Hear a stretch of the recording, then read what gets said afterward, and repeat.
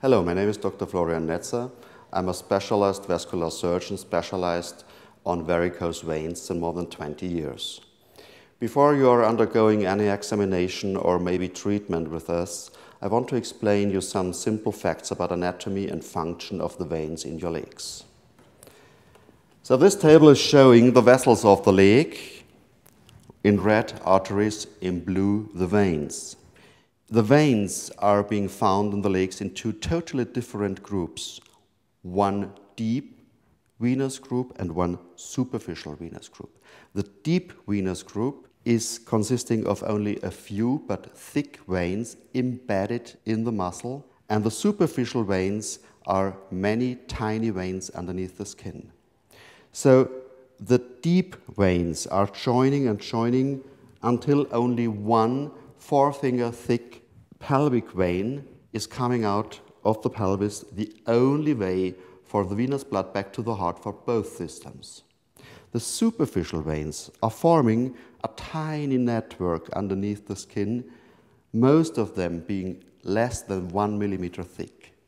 Only two superficial veins may be up to 3 millimeters, the so-called stem veins, the great saphenous vein running all the way up here, joining the deep venous system in the groin, and the small saphenous vein doing the same, running over the calf on the back of the thigh and joining the deep venous system somewhere there.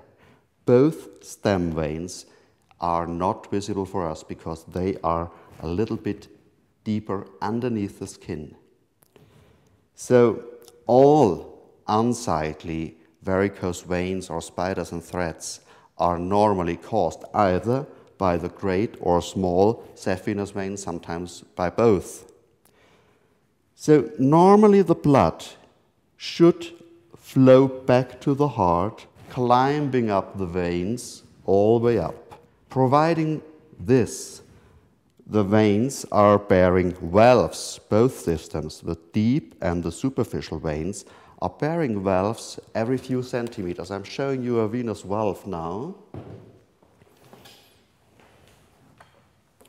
You can see an open valve here and a closed valve here. So you can imagine the blood can go through here, but if flowing back, the valve will close.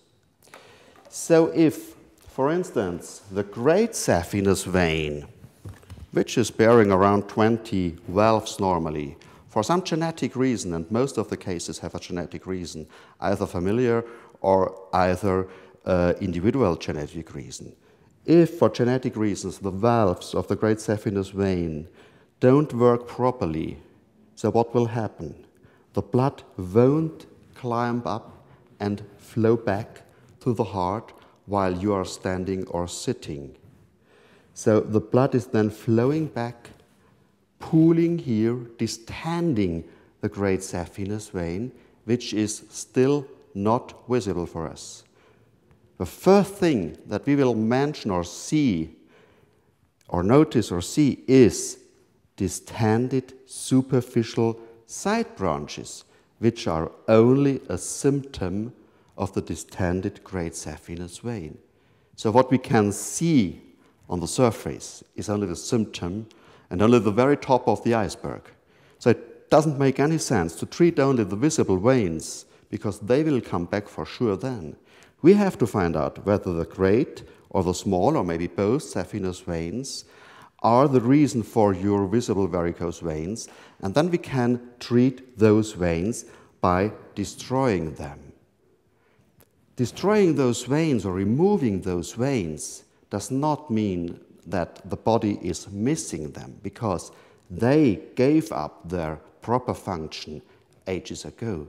They are now not longer doing the proper job, bringing a tiny amount of blood upwards, but they are doing the opposite. They are bringing a bigger amount of blood, a bigger volume of blood downwards, which is causing that pooling, which is then causing standing blood in the lower leg. Standing blood is due to clotting, is very prone to clotting, and moreover, over the overload with venous blood of the lower leg, the deep venous system will distend by the time, and by distending, the valves won't close any longer.